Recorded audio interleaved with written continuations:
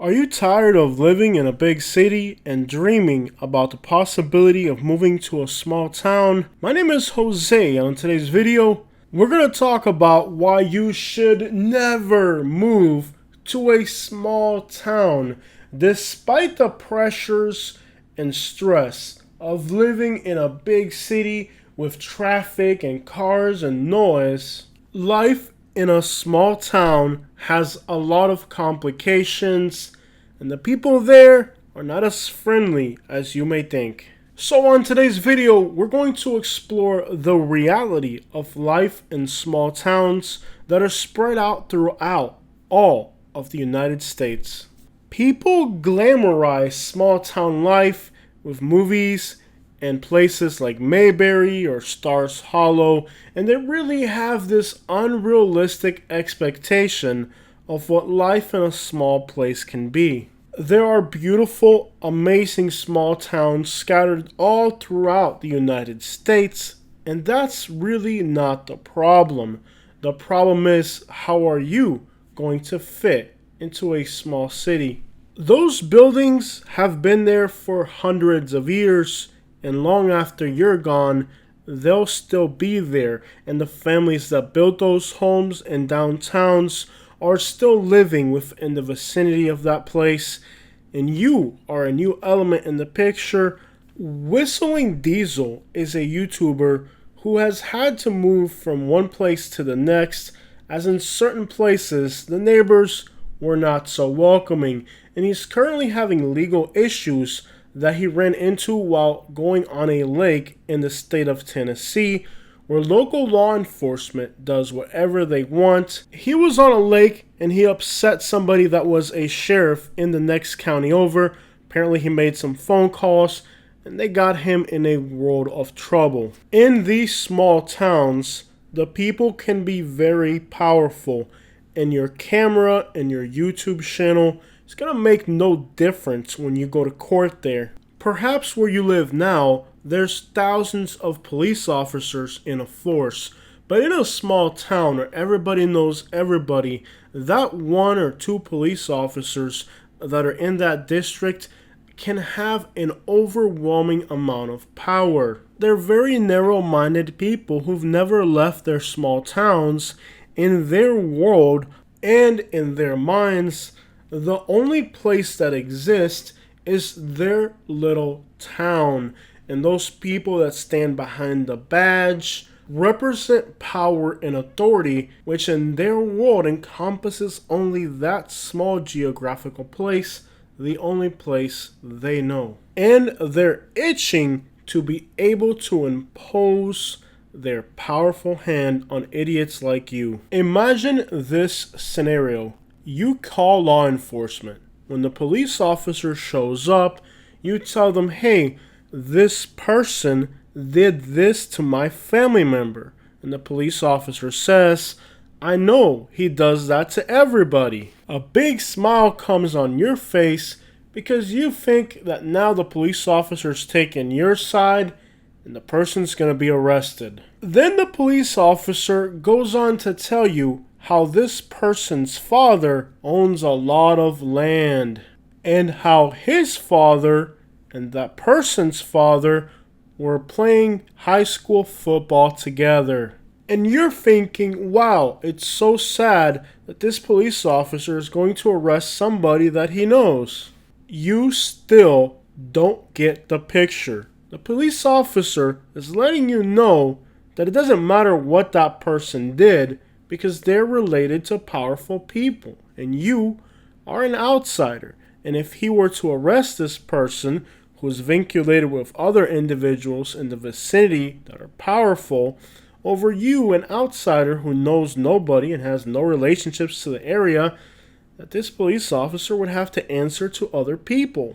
And perhaps not on a professional level, but on a personal level.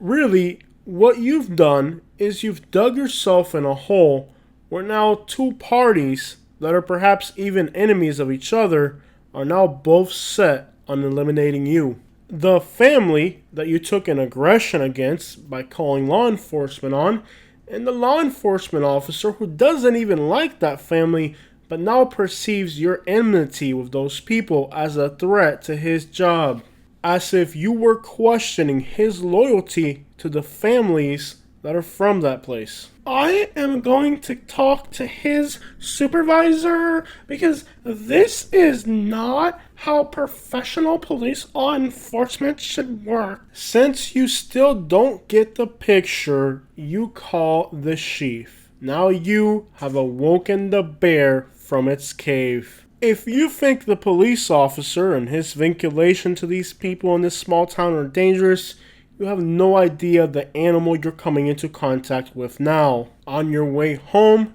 you get pulled over. Turns out your insurance has been canceled, and you're now driving with no insurance, and your license has been suspended for some mysterious reason as well. Now you're going to jail. But the police officer's a nice guy, and he calls his supervisor, who has a solution to your problem. It's that same bear you woke up earlier from hibernation, and he tells you you got a lot of trouble going on right now. You're going to go to jail. You're going to have a lot of consequences. But I'm a nice guy, and I'm going to offer you a solution. You leave our town now, and we'll pretend like this didn't happen, because we're nice people. Before hanging up the phone, he says, I appreciate you. When people in small town tell you things like they appreciate you, they're really telling you the complete opposite, because a lot of these small town people don't speak things directly. You still don't get the picture. So you continue on your drive home, knowing that your license is suspended and your insurance is also not up to date. You're thinking that you're having a bad day. Well, it's about to get worse. A big truck passes by and they throw a cinder block right through your windshield. You do the thing you absolutely should not do, and that is to once again call law enforcement and tell them that a green Dodge truck threw a cinder block and it went right through your windshield. Let me stop the story right here. The person that's having this bad day is unaware that everybody she's dealing with all know each other and they're all working in a collective effort to get her to leave. What this person doesn't know is that the house that she purchased is adjacent to a property where lots of illegal activities taking place, and it's convenient for everybody for that property to be vacant and for her not to live there. And her purchasing this property with out-of-town money made life complicated for a lot of people because they had everything patted down, ready to go. From the start, it didn't even matter who she was, friendly, nice, mean, or awful. Everybody in that town was already predisposed to work together to get you out of there because the position you landed in is inconvenient for other people that are powerful. No amount of thank yous and smiles and friendly behavior was going to save this woman from the predisposed position she had landed in. So now the police shows up and they tell her, ma'am, you have an expired driver's license. Ma'am, you have an expired insurance. Ma'am, your vehicle is not operable because the windshield's broken. We're going to have to impound your vehicle. But the officer was so nice that he even gave you a ride home, bless his heart. Turns out that now your vehicle is in an impound lot that belongs to the sheriff who you were poking at. Well, his family members and friends. When you go to pick up your vehicle, the wheels and the engine are missing. So here you go again, the person who isn't getting the clear picture, and you're making your third police report accusing the body shop that's holding your impounded vehicle of stealing the engine and the wheels off of your vehicle. This time, instead of the nice police officer you've been dealing with, you get to meet the bear you've been talking to on the phone.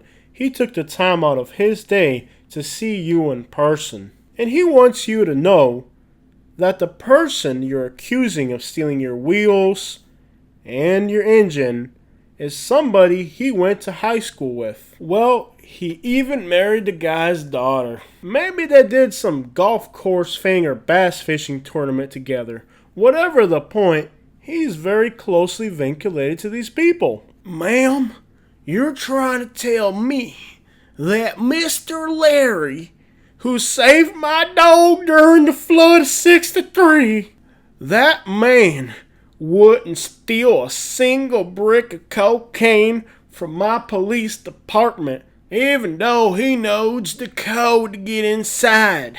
But you, ma'am, are in a world of trouble. Turns out we found about a brick of evidence in the back of your trunk. Mr. Larry here's made a report on it. We're going to take you back to the police station so you can make an explanation of some sort to this situation. I'm going to call a lawyer. Well, while at the police station, Mr. Big Bear comes along again. He says, well, ma'am, you've got yourself a dang good lawyer. Well, he sent me some paperwork over here, and we're just going to have to let you go, ma'am. When you look at the paperwork, it's a contract for the house you bought for about $40,000 less than it's worth. In the other hand, he's got that brick of evidence that mysteriously showed up in your car. Which one are you going to pick? Clearly, this scenario is not going to happen to every single person who moves to a small town. But it was definitely eye-opening to how many circumstances this person was put in, where clearly there were indications of what the right way out was, and the person kept blowing red lights, missing the point, and not understanding the scenarios that she was being put in. Luckily, the lady across the street brought her pies and was friendly and listened to all of her ailments and hardships while she lived in this town, because she was a Big Bear secretary. Obviously, not everybody who moves to a small town is going to go to crap like this, but it happens to a lot of people, and sadly, many times they're not even aware of how complicit everybody in that picture was with each other, and how that script was already written before she arrived. You need to do a lot of research on the specific town that you're thinking about moving to. Do you have family members that live in that town?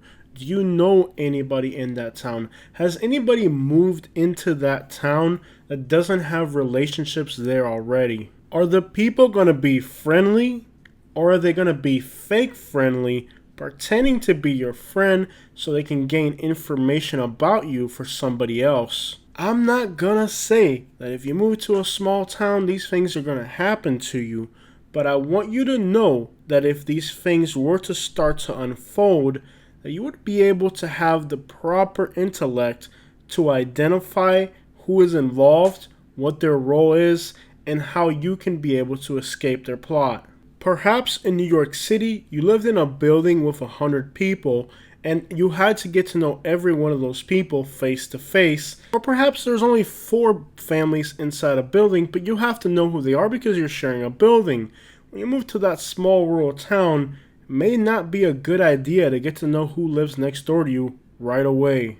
They could confuse your curiosity with needlessness, and they may start to take actions against you right away. So if you're thinking about moving to a small town, I hope that this video was like a small graduation, a small school of how you need to be completely alert to all of your surroundings. If somebody's being friendly with you, you don't know if they're trying to find out information about you for somebody else. You have to be cautious of how much information about yourself you put out there right away. Somebody who you give a lot of information to could become an enemy, or they always were an enemy. You just thought they were friendly. Somebody who was hostile towards you can actually end up saving your butt in the long run because they're a person of principle. You might feel the need to get to know those 500 people that live in that town, but they're all going to be very wary of you as an outsider, so you need to focus on yourself. They're going to figure you out eventually, and you're going to figure them out eventually. If you try to accelerate that process out of your own curiosity, the desire to know if it's a good little town, you may end up stirring that moonshine a little too early. In case you didn't get that reference, in that chemical process, at the end, you have to stir it. But if you stir it in the middle, it ruins everything. A product that was nice and good, if you didn't touch it, can actually go to crap if you get your hands involved too early. Knowing how to answer questions is also going to be able to save you. For example, somebody asks you, "Well, ma'am, what do you do for a living?" And you say something like, "Well, I'm a big shot YouTuber. I make a lot of money." I moved to a small town with the equity from my $600,000 home so I could live in paradise and enjoy all this money I got. The correct answer should have been something like, "Well, my daddy bought me this trailer and we're just going to apply for pool pimps. We're having gas station hot dogs on Friday if you won't come. It's the first of the month, you know, it's like a holiday for us." If I knew the day I moved to Alabama in a small rural town, if I knew what I knew now, I could probably still be there. Because now I know the formula on how to survive with these small town people. They have money. They're just pretending like they don't have it because they got it through some illicit method of extorting people, or who knows how many inmates starved to death in a prison because the warden used the money to buy a lake house in Florida. And if you don't believe that one, you can look it up. One of our subscribers says he moved to a rural part of Mississippi and he had some hooded people come visit him when he moved in. I looked at his screen name and you can clearly tell by his name that he was an American person. So just because you're American doesn't mean you're exempt from these things happening to you. A lot of misconception. People think because they're from a certain background that they're going to be exempt from these things happening. I've talked to a lot of people in the Deep South who've moved to places, and they are Americans, and they've gone through the same exact thing that I went through in Alabama. Perhaps the fact they thought I was Tony Montana didn't help either. But definitely it could happen to anybody. And I've been talking to people in Florida ever since I went through my situation where I moved to Alabama. I got ran up out of there. And now pretty much a lot of people have reached out to me and told me their stories. And I really haven't divulged the details of what happened to me. And it's definitely not the story you heard here on this video. I can guarantee you that was not me. My situation was a little different.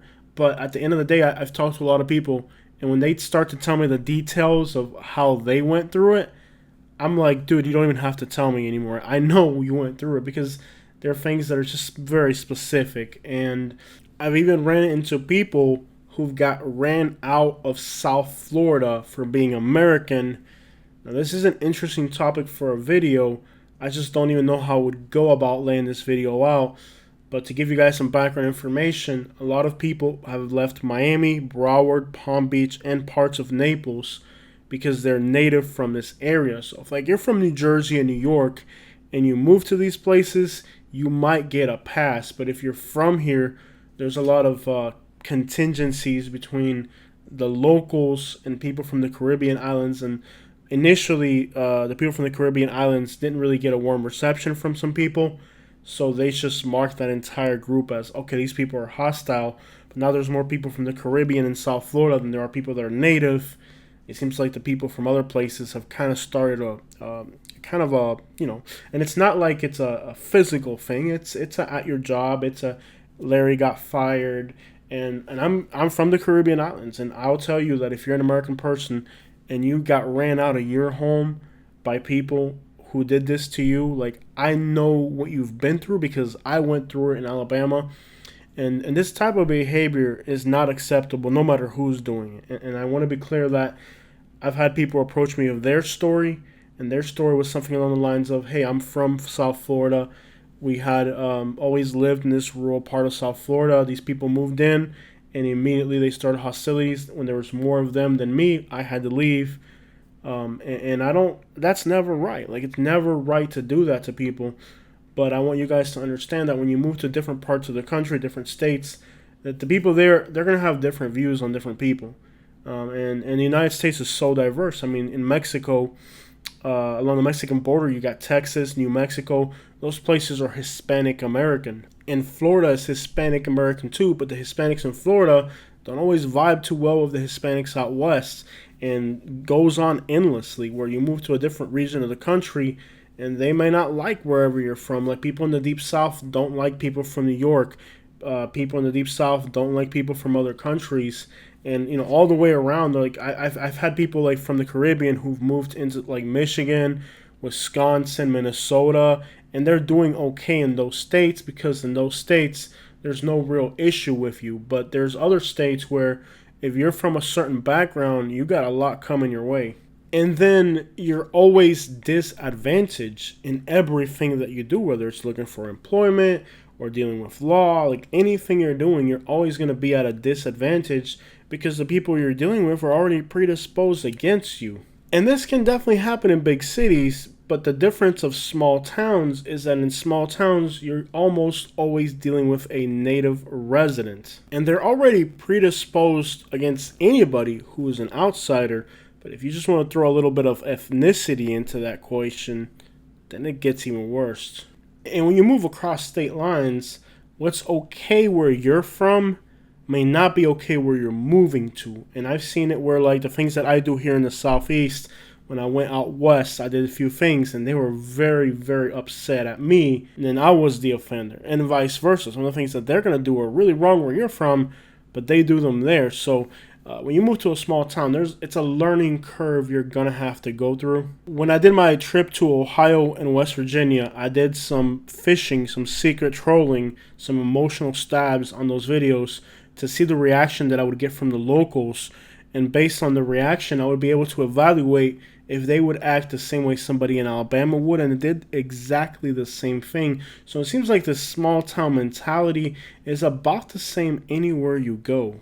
You got places like Florida and around Lake Michigan, let's say, where tourism is part of those small town lives, and then they're a little bit more accepting to outsiders because tourists coming through wherever they live is a normal part. But when you get into these places where if you're not a local, you don't go there, places that don't see tourists, don't see outsiders, when you move to a place like that, it's a different scenario. Because there's a difference between people not liking you, and this is where I made a huge misunderstanding with Alabama. There's a huge difference between somebody not liking you. I thought, well, if they don't like me, then, who gives a crap? I don't care if they don't like me, because in Florida, well, if my neighbors behind me don't like me, like let's say, Dominicans and Haitians, they don't get along, so they could be neighbors and they don't like each other. They might just all, talk bad about each other. This is not a I don't like you type of situation. This is a I'm going to ruin your life type of situation. I encountered situations that were completely eye-opening. Like there was a lake behind my house in Alabama that I wanted to fish so bad. Of course, with that state law, you can't just trespass and go fish the lake because something could happen to you. In the case of Florida, it didn't matter if it's no trespassing. I trespass every day in Florida, and it's not a problem because in the state, the laws here are different. But in Alabama, even though the lake was right behind my house and it was wooded and nobody was ever there, you just didn't step foot there because of the state laws. Well, anyways, I finally asked the neighbor that lived next door. I said, hey, do you know who owns that piece of property behind my house? Now, it was a big chunk of land. It wasn't like something I could afford. Like, to my understanding, there's no way that I could afford this particular piece of land. Like, if you saw what I drive, how I go about myself, there's no way there's any reasonable explanation you could assume that I could afford to buy this piece of land. My neighbor assumed that the reason that I wanted to know who owned that property is because I had intentions to buy the land to build a complex for all of my family. Like, they literally thought that I was that loaded that I could just buy this huge chunk of land and bring like a bunch of my family members in the neighborhood because we were trying to take over the neighborhood. Like, if that doesn't open up your eyes to how narrow-minded these people are, in their assumptions, it's a great way to tell, what people are like and how they think based on how their assumptions. Their assumption was I was trying to buy this huge chunk of land so I could, have. I'm trying to take over their neighborhood. I'm trying to buy this whole thing out. I just wanted to fish on a piece of land. So those types of assumptions can just give you a great insight on what the crap is going on in people's minds. It's a learning curve, like I said, and if you're moving to a small town, you're going to have to just learn how to think differently, how to appreciate things differently, how to listen so much better, because people are not always going to tell you things in small towns directly. They might be like, well, Mr. Larry's got a big dog over there. And what it really they're telling you, don't you ever go over there.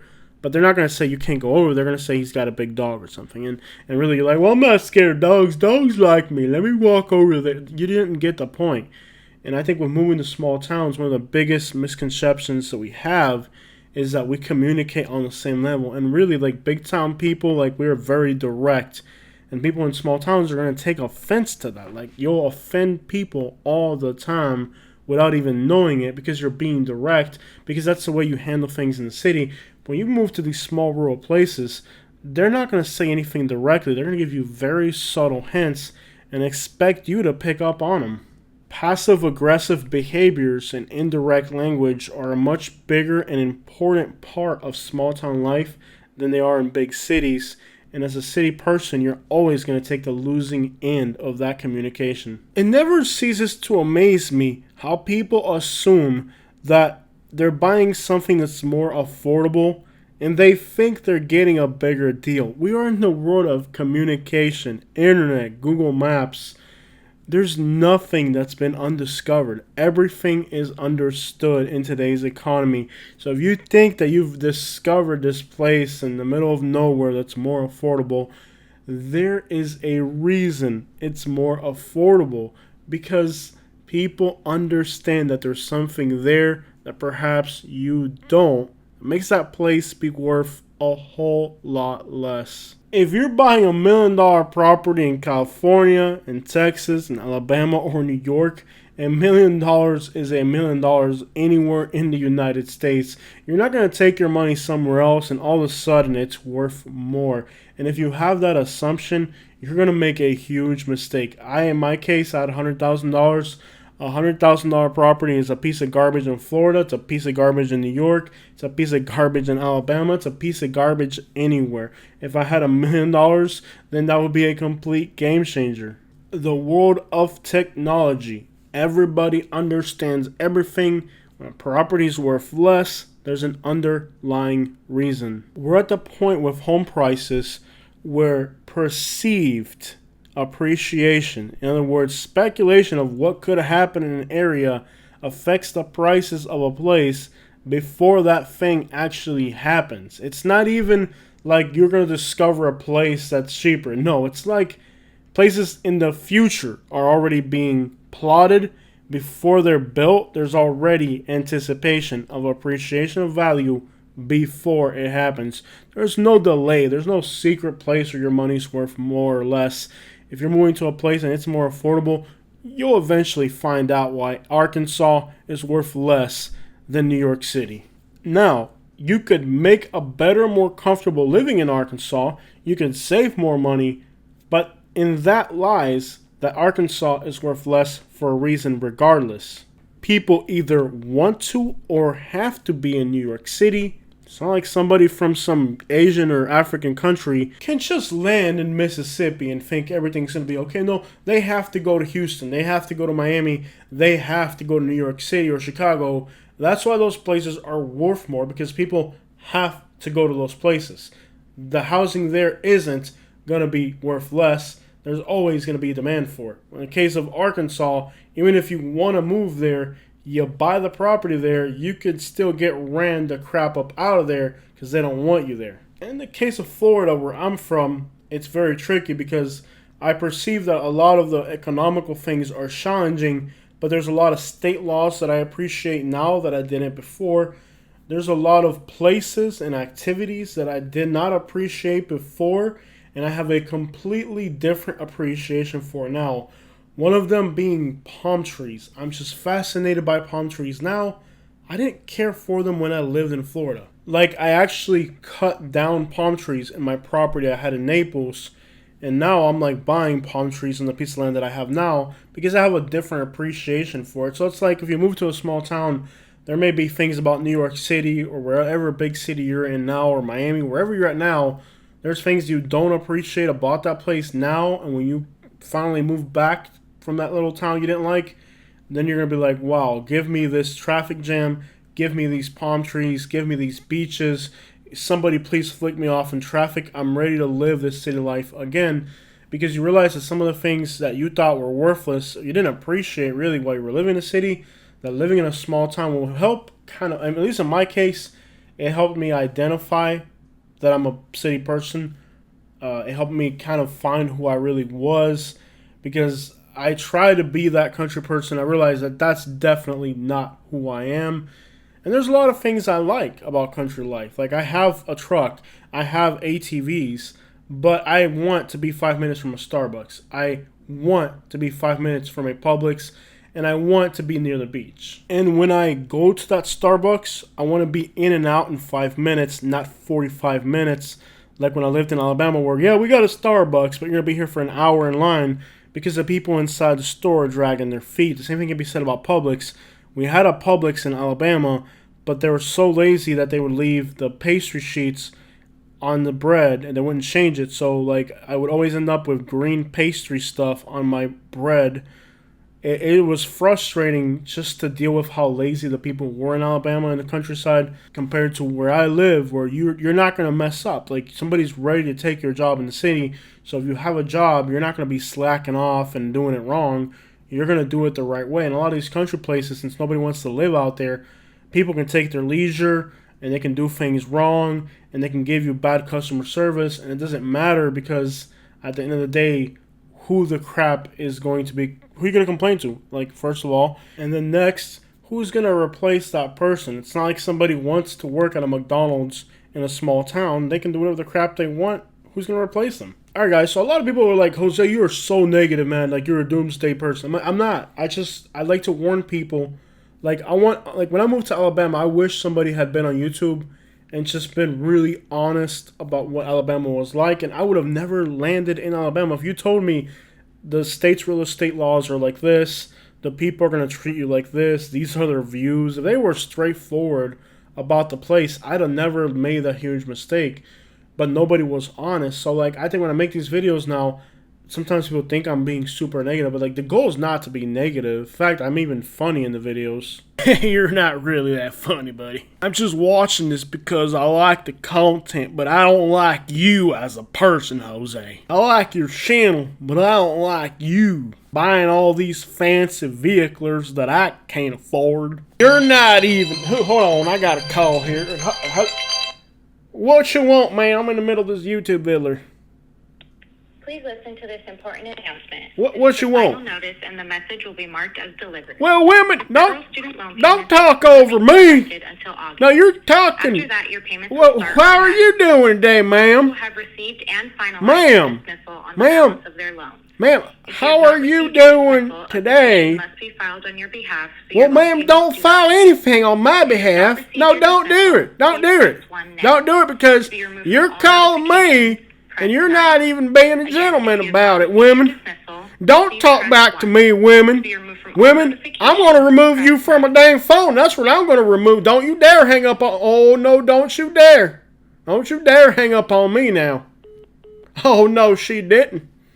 I'm going to call my big wig daddy. I know buddy got that Circle K down the road. I have your car impounded even if it's in India. At the end of the day, right now in the United States, it doesn't matter who you are. You got to be careful when you're moving to make sure you end up in a place that doesn't have a specific prejudice against who you are, where you're from. And there are amazing little towns out there.